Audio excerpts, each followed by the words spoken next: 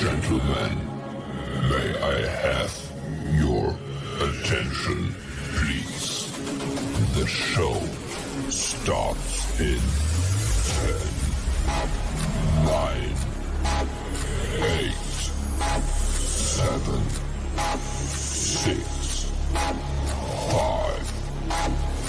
4, 3, 2, 1. Go.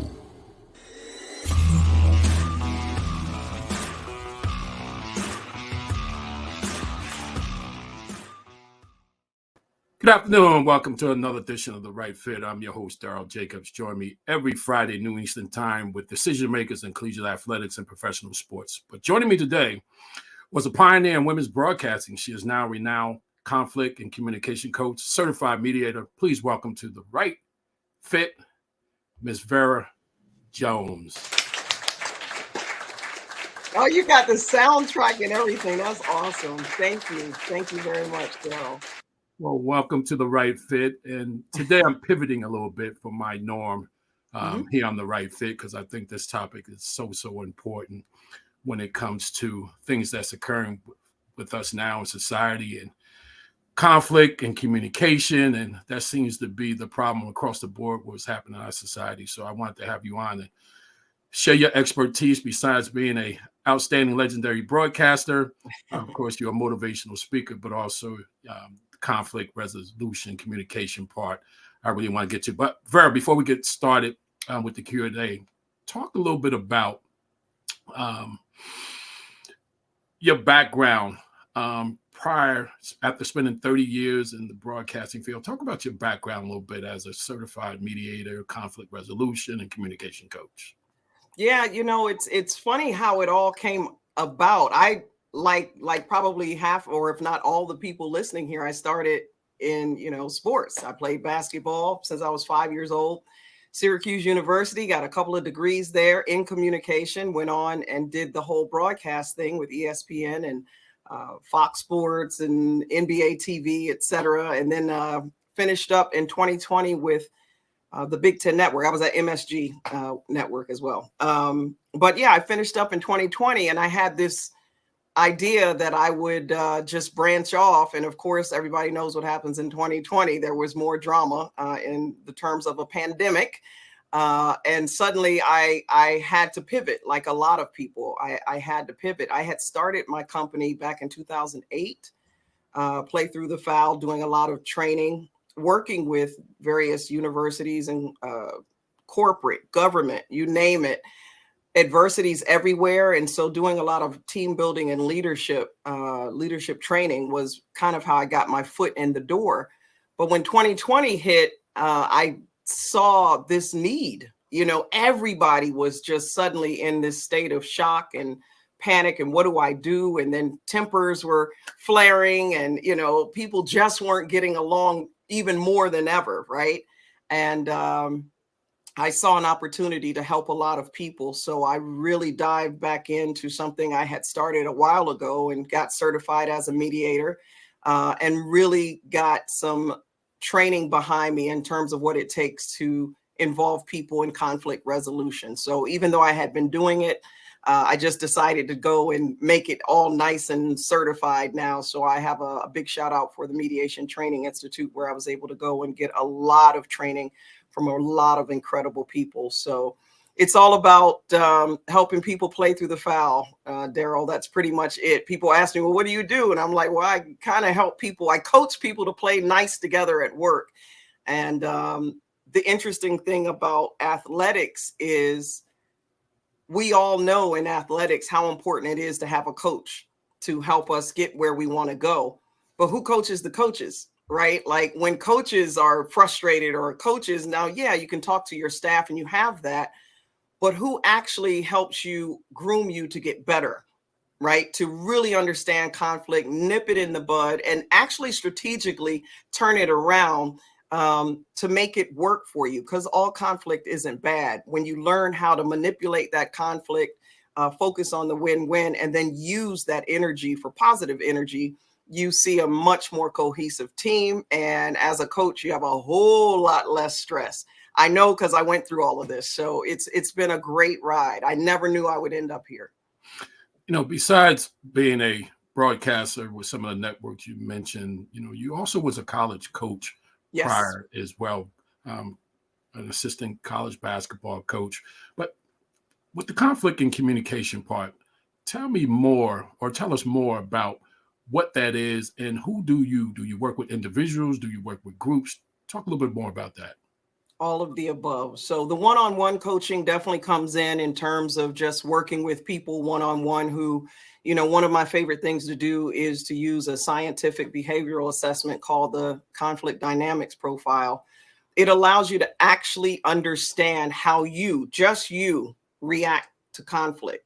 And when you know how you react to it, then you start to understand how to, hey, wait a minute, I'm getting ready to, a hot button is about to be pushed. And now you strategically, just like in sport, can start to say, you know what, I want to handle this a different way. And in coaching, there's so much coming at you for so fast. I was an assistant at Dayton, Indiana, and Florida Atlantic. And, you don't always have the best relationships because who has time to really groom those, right? So over time, especially with new staffs, if you all understand your personality differences, your values, your biases, if you actually understand what they are, it's going to help you be a better person as well as a better coach. And it all comes into play that way. So I do work one-on-one with coaches, but a lot of times it's more team building, understanding, doing some of those same assessments with the team, being able to bring your team in. I once, one of the things that I always remember is I had a basketball coach, like, I just want my point guard. She overthinks everything. She overthinks it. And, just play. And I had to help, her realize, well, you have a very left brain analytical point guard. That's not easy for her. And you want her to be more vocal. Why can't she be more vocal? That's just not how her brain works, right? That's not her style. So there is a little neuroscience that goes into it, but the opportunity to just help coaches have better synergy with their staff, have better synergy with their athletic directors, have better synergy with their team.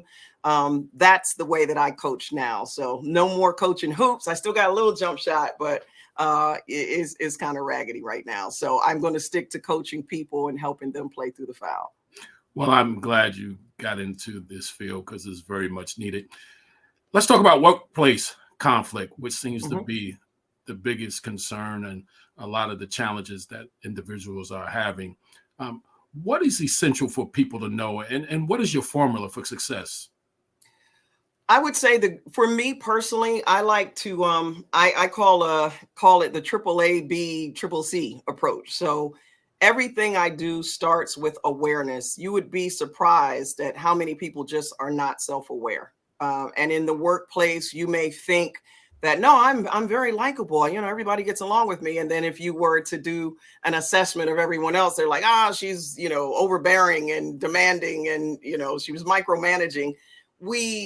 Statistics say 90 to 95% of people believe that they are self-aware, and only 10 to 15% actually are, right? So I always start with awareness, just helping people understand perceptions, helping people see themselves in a way that maybe they never thought of before. Again, one of the things that's big right now and been big for a while is diversity, equity, inclusion. And you got a bunch of people out there going, but I don't have any biases. I'm not prejudiced. I'm like, no, that's actually not true. We all have them. So helping people to understand that being who you are and being authentically real is okay. But we all have shortcomings, and it's not about being approved. It's just about being improved all the time. That's what it's all about. So I help people understand in the workplace, everything we do is about being aware so you can be improved. The second A is once you're aware, you can be accountable. And what does that look like, right? What does it mean and why? Do I want to be accountable? Well, because we want a team win, right? Because I want to make sure that I'm doing my part to help the team win. And then the third step is just having strategic action. The B stands for belief. You got to actually believe that you can overcome. You have to believe in the same things. You have to share those value systems. And then when it specifically pertains to what I teach, the tools I use is confidence building. And I like to stress the second C is conflict resolution training, actually understanding the science. There is a real science behind how to resolve conflict.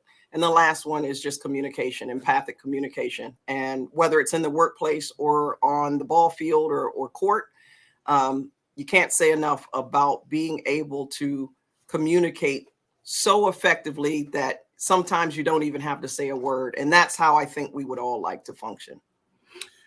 I mentioned prior in this broadcast here that you're a very sought after motivational speaker, which leads me to the next question. You founded the Perseverance Speaker Academy in 2020. How did that come about? Same thing, out of that pivot. So I left the Big Ten network in March of 2020, 3 days before the whole world just shut down, thinking, okay, I've been broadcasting for 30 years. It's time to retire now and just do my business, work my business. And I had quite a few speaking engagements as well as training engagements that were lined up. And like everyone else, 90% of my income just went poof. And what I never thought about is what happens. Like I'm not the greatest business mind. I'm good at what I do, but business was never my thing. So I never thought about that when you're the product and the service, if something happens to you, you don't have a business. So I pivoted and I started thinking, what can I do from home? Like a lot of people just started thinking, well, what can I do? And I realized that I had been using my voice as a motivational speaker, as a broadcaster for so long, and I love teaching. And so that was a no-brainer. So I started the Perseverance Speakers Academy, have had some amazing speakers that have come up under me. I have a website where you could see some of those speakers. And mention that website, where they can go. It's Perseverance Speak. Yeah, I know it's kind of long. I wish I would have rethought that. I told you I'm not a business mind. PerseveranceSpeak.com. But my whole thing was, although I do get professionals that come and they want to work on their presentational skills, they want to work on, articulating and all of that. The most amazing part is I kind of separate myself because I don't help people give speeches that people can hear. I help people tell stories that people can feel. So once they learn what that signature story is, my life took off, and I had I guess my big claim to fame as it came as a motivational speaker was really sharing the story of my son, who at the age of 12 was diagnosed with a brain tumor, and he went through brain surgery and he lost his sight. And I built an entire platform talking about that and the parallels and lessons that I learned about a young boy, helping a 12-year-old boy overcome vision loss or sight loss anyway. And all of the lessons that I can parlay into helping people understand how to get that breakthrough. So from going from blindness to breakthrough. And as I started working with other people, I started learning their stories and helping them pull out, let's talk about how to turn your pain into your passion or into your purpose. And it's just been an amazing ride. I've been able to help a lot of different speakers. And to be honest, adversity caused, I don't know if I would have sat down and thought about, hey, it's time for me to sit down and work with other speakers had it not been for COVID. So sometimes what we think is going to destroy us ends up being a beautiful blessing. So I'm glad I was able to pivot. Well, Vera, we're going to take a commercial break. You're listening and watching The Right Fit. The Right Fit podcast is brought to you by Rising Coaches Search and Consulting. Tired of spending what seems like all of your time and budget filling coaching vacancies? Let Rising Coaches Search and Consulting handle your next coaching search. Our process is simple. We identify, vet, and recruit a talented and diverse group of professionals that fits your institution's profile, all for a low price that we guarantee will beat our competitions. Plus, all of your searches will be handled by former coaches, meaning we will get the best possible insight on all of your candidates, and you'll get the perspective that only a former coach could provide. For testimonials, a full client list, or more information, please visit risingcoaches.com. Welcome back to The Right Fit. I'm your host, Darryl Jacobs. I'm with my guest today, Vera Jones, conflict communication coach, former legendary broadcaster with such networks as the Big Ten Network, ESPN, MSG, NBA TV, you name it. If you've seen her in your earlier days, you were in for a treat. She's a trailblazer, working along with Robin Roberts, I believe. You were with Robin Roberts as well, who's on Good Morning America. And we're talking about conflict and communication, which is so essential in our society today. Let's talk a little bit about, some of the things that you do, some of the work that you work with, and some notable organizations that you, our listeners and viewers may be aware of or may recognize that you have worked with. The amazing thing about conflict and adversity is it's everywhere. And when I first started out, I had no clue who a client would be. And I have been really, really fortunate to work with a lot of great organizations. The U.S. Patent and Trademark Office, I do a lot of work with them. The Securities Exchange Commission, Social Security Administration. So in government, there's been a few notables there. Marriott, Walmart, Wells Fargo, Microsoft, a lot of corporations. I could go on and on, work there.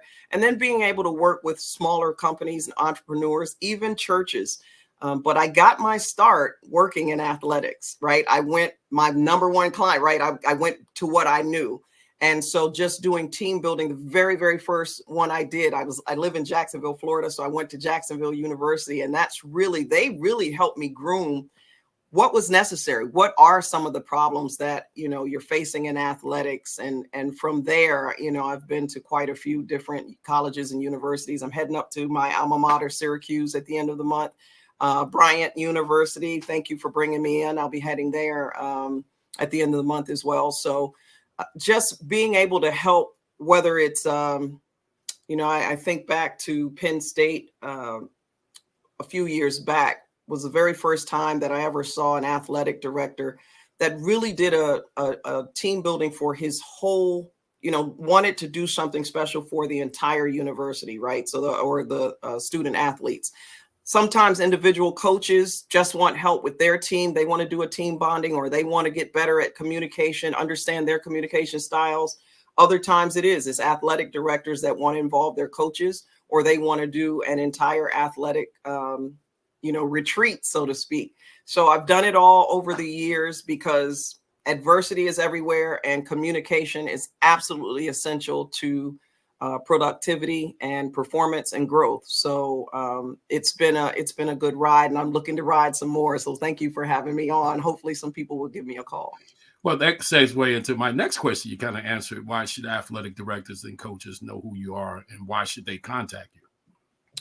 Because I really believe this. And as I said, I gotta admit, I couldn't stay in the coaching shoes, right? Like, it's a lot. I was a single mom with a special needs son. So it was very, very difficult for me, with being on the road and all of that. But the one thing I did learn, there is a lot of conflict. There's a lot of communication gaps. You hear coaches all the time saying, I just can't reach these kids. They're not the same as when I was coming up. They don't have any backbone. They're all soft and sensitive.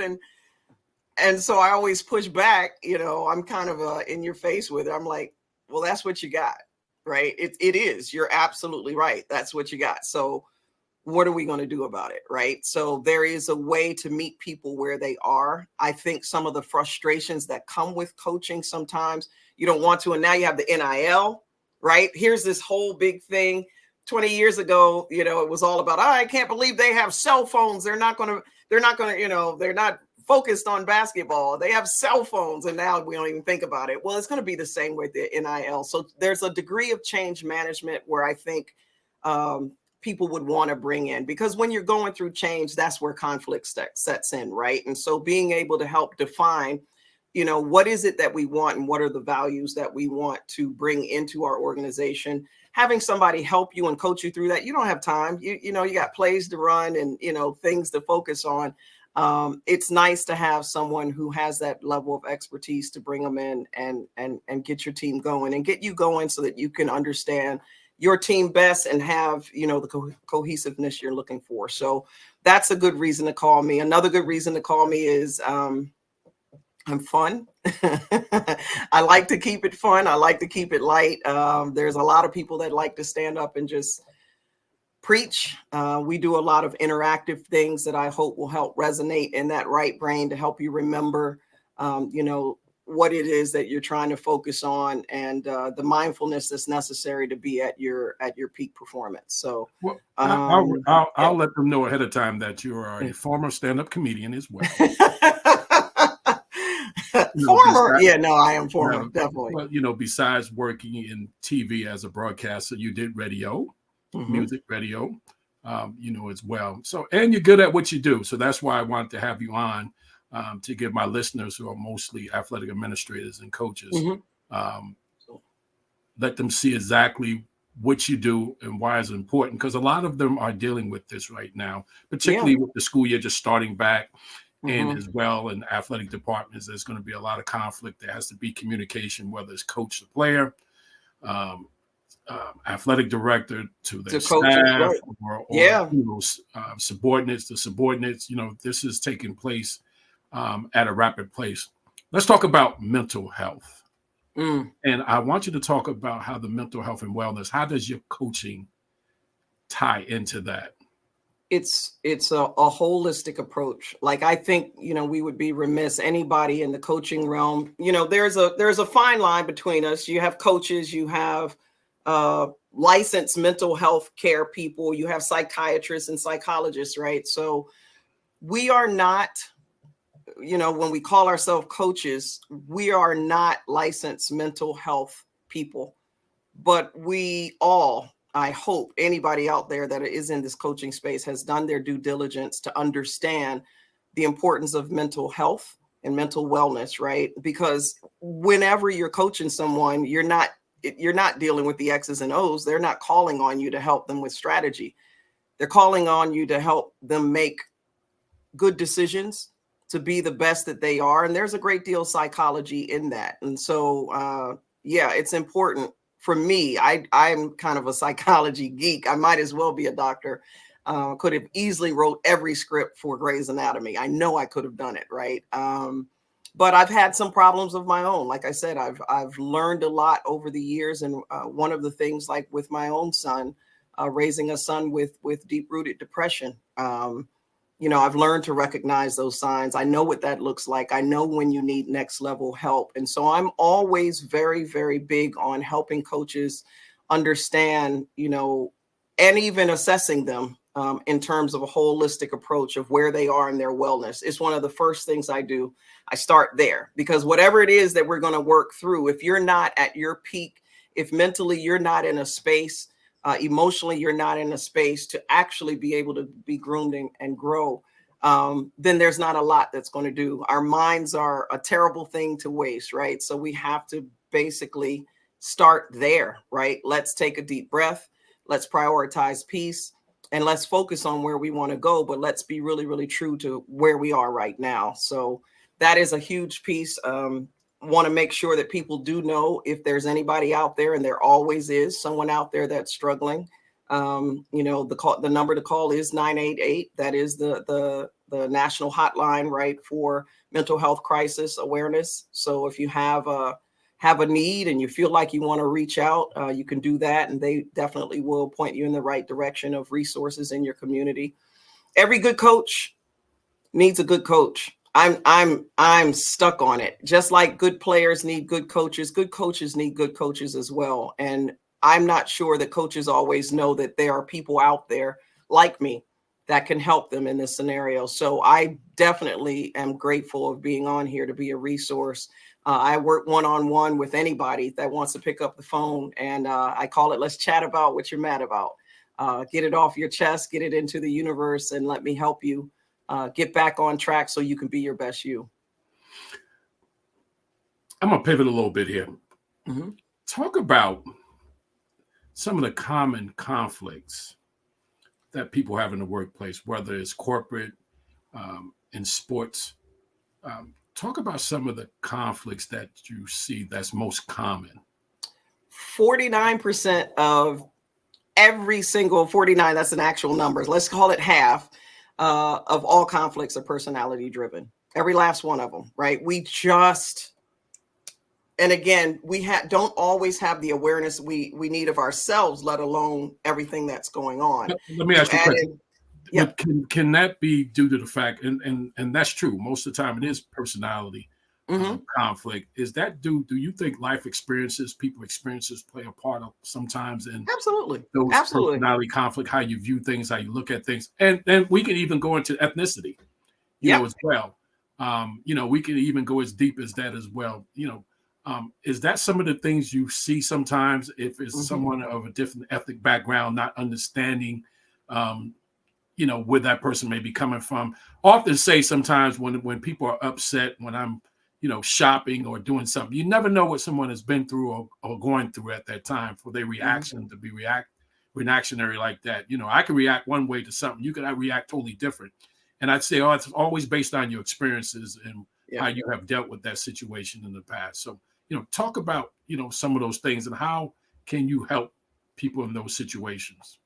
I'd say, Darryl, one of the biggest conflicts that I see is we expect people to react to situations the way we would do it, right? We're very, very biased, and not always intentionally, but it's like, well, he should have called. If he wasn't going to do X, Y, and Z, that he should have. And then, I'm always questioning, well, yeah, but perhaps, you have to be able to assume ignorance, if you will, assume innocence to some degree. We're very, very prejudicial when it comes to dealing with certain people because we naturally assume that someone is doing something against us. When you're right, they really don't understand that my value system is different from yours. My value system is certain things that are important to you aren't necessarily important to me. And we never ever communicated about this particular topic before. Now, obviously, when you've communicated before and now you're headbutting over the same thing over and over, that's a different kind of conflict. But some of the conflict, especially when you're dealing with new staffs and new people, different ethnicities, as you're talking about, those kinds of misinterpretations happen all the time. And it's all about trust. So, there is a cycle of distrust that happens. There are a little doubt sets in, and then it grows from there all the way up to fear. And at some point, we literally are like, I just can't stand this person. I want to talk to this person. And you're faking it. You're faking it through the relationship. So that's a good time to bring somebody in when you begin to recognize these things are happening. You're absolutely right. We are a product of our environment. There's not a whole lot we can do about it except effectively communicate about it. So, one of the things that happens, for instance, I don't know why this one's fresh on my mind, but there was an incident where one of the coaches is married. Another coach is single, right? The married coach, one of the coaches has children, has children. The other coach, no children. One coach needs to leave. Hey, I got to go pick up my children from school. I got to do this. I got to leave early, or I have to do this, or whatever for my kids. And then the coach that has no kids is like, well, she always has to leave early. That's not fair. I feel like I'm doing all the work or whatever. The other coach is feeling, well, I'm not the married. I keep saying married, but I'm the one with kids. You have no idea. You're so selfish. You have no idea what it's like to raise kids. And that simple thing became conflict. Right, in the workplace, where just a discussion of, it's not you versus me, or, you have no kids, I have no kids. Is the work, what do we need to do together so that the work gets done? Right. So maybe instead of planning this meeting at 4:00, maybe we can do it, at 1 when I don't have to get the kids, or maybe I can do extra work on the weekends, or whatever it is. There's always a conversation to be had. So that's kind of where I step in, is just helping to see when you're emotionally tied to your own opinion, you don't see that solution. So sometimes having somebody walk you through that from a mediation standpoint helps a lot. Because again, we're all for the win-win. And the last thing you need is that stuff creeping up, even though it does all the time. That's why there's a lot of us out here. But you don't want that. Ideally, you do want us, a team where everybody gets along. How can people get in touch with you? Call me. The easiest way is to go to my website. You can go to verasvoiceworks.com. veras.com. I'm on LinkedIn under Vera Jones. I'm on pretty much all social media, Vera Jones or the Vera Jones. But I would say definitely connect with me on LinkedIn. I would appreciate that.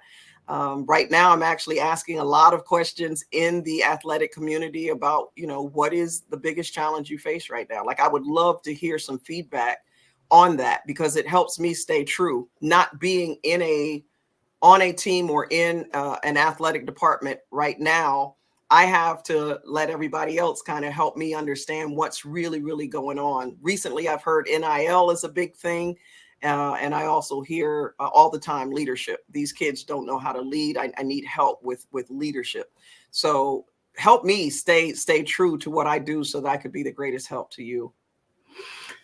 And here's probably the best question of the show. My last question is always a question I enjoy. It's called word association. Word association. Uh-oh. I'll say a person, place, or thing, or even a phrase, and you say the first thing come to mind, and you certainly can elaborate on it. Hot seat. Uh-oh, you put me on the hot seat. I put people on the hot seat all the time. I'm not ready for this. You didn't tell me about this. Well, Darryl Jacobs. I think you'll be okay. You've been in front of the camera like me, longer than I have, so you're going to be able to be okay. University of Syracuse. Otto the Orange. Ha. Sports broadcasting. ESPN, where I got my start. Family. First. And finally, communication and conflict. Call Vera Jones. Call Vera Jones every single time. Thank you for letting me do that shameless self-plug. That's awesome. Thank you. Well, thank you for taking the time this afternoon, Vera Jones, and thank the viewers for listening, for tuning in. Join me next Friday with another great guest here on The Right Fit. Until then, be safe and have a wonderful weekend. The Right Fit Podcast is brought to you by Rising Coaches Search and Consulting. Tired of spending what seems like all of your time and budget filling coaching vacancies? Let Rising Coaches Search and Consulting handle your next coaching search. Our process is simple. We identify, vet, and recruit a talented and diverse group of professionals that fits your institution's profile. All for a low price that we guarantee will beat our competitions. Plus, all of your searches will be handled by former coaches, meaning we will get the best possible insight on all of your candidates, and you'll get the perspective that only a former coach could provide. For testimonials, a full client list, or more information, please visit Rising